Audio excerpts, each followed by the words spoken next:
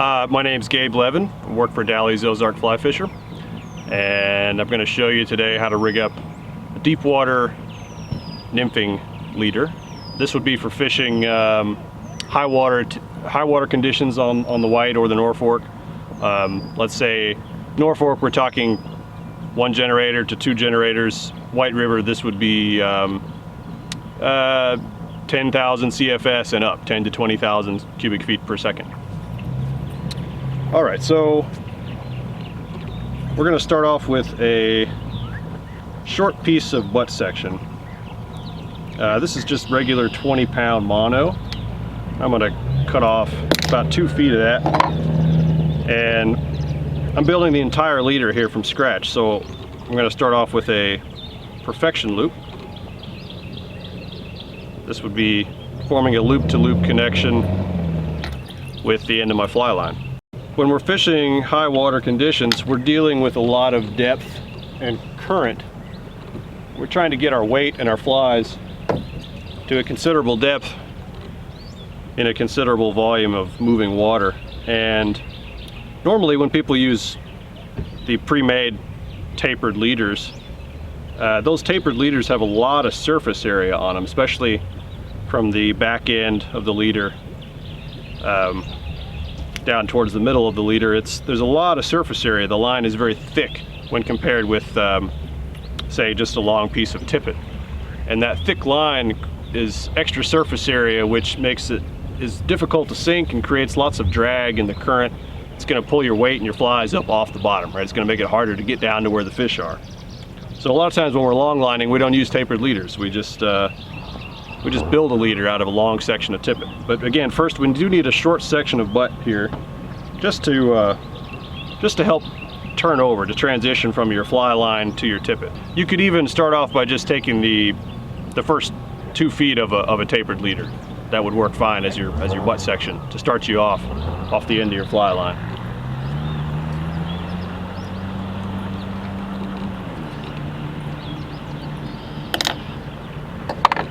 Now this is 20-pound. I can't tie my tippet straight onto this yet. The knot's not gonna hold very well, so I'm gonna taper it down to 12-pound mono, just to help with the transition. The knots don't hold well when you go straight from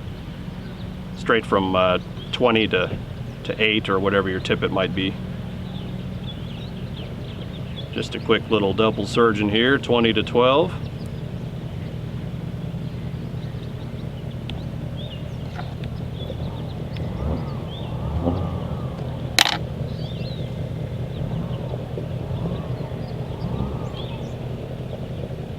So now I have a homemade butt section, 20 to 12, about 3.5 feet long. Now I'm going to go to my tippet. And this is the section that's going to get me down to the bottom. So I'm going to go with a long section of 3X RIO fluorocarbon.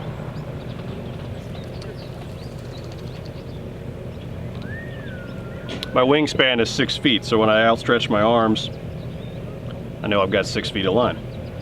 And I'm going to add a couple more to that. Call that 8 feet.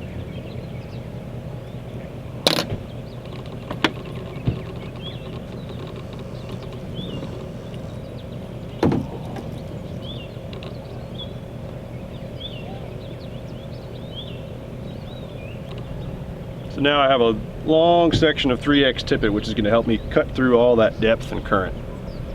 Now what I'm going to do next is I want to create a stop knot for my split shot. I'm going to put my weight on here, but if I don't have a knot in my tippet, then that split shot will tend to slide all around. I won't stay where I want it.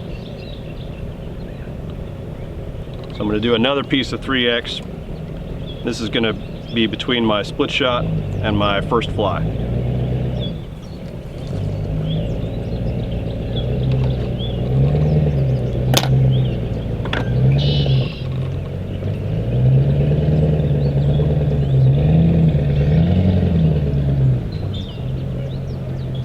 One final double surge in here. So I just put on 2 AAA split shot here. That's quite a bit of weight. You might get away with a single AAA, or you could use BBs. Just sort of play with the amount of weight that you need, but make sure you're ample with it. And I'm going to leave a decent stretch of tippet between my weight and my first fly. That's nearly 2 feet. I'm going to go with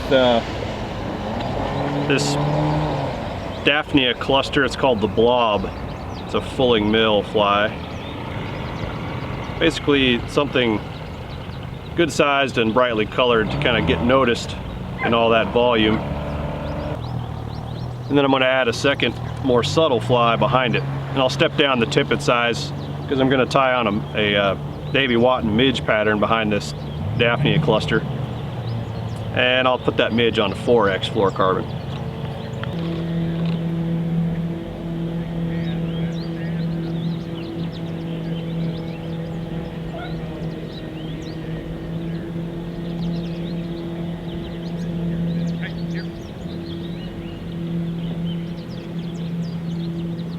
I've left quite a bit of distance here between my weight and my flies because I want these things to drift naturally down there on the bottom of the river. I don't want them too close to my weight where they might get snagged on the bottom.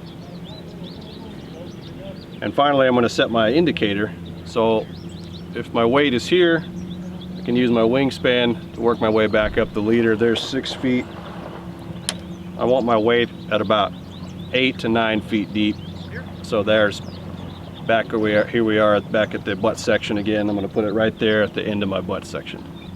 Right, this butt section is where you want your indicator, so your indicator will actually stay put for you. The indicator won't stay put very well on your tippet. There we go. So with a little bit of practice setting up these long leaders, there's no reason to be afraid of fishing high water.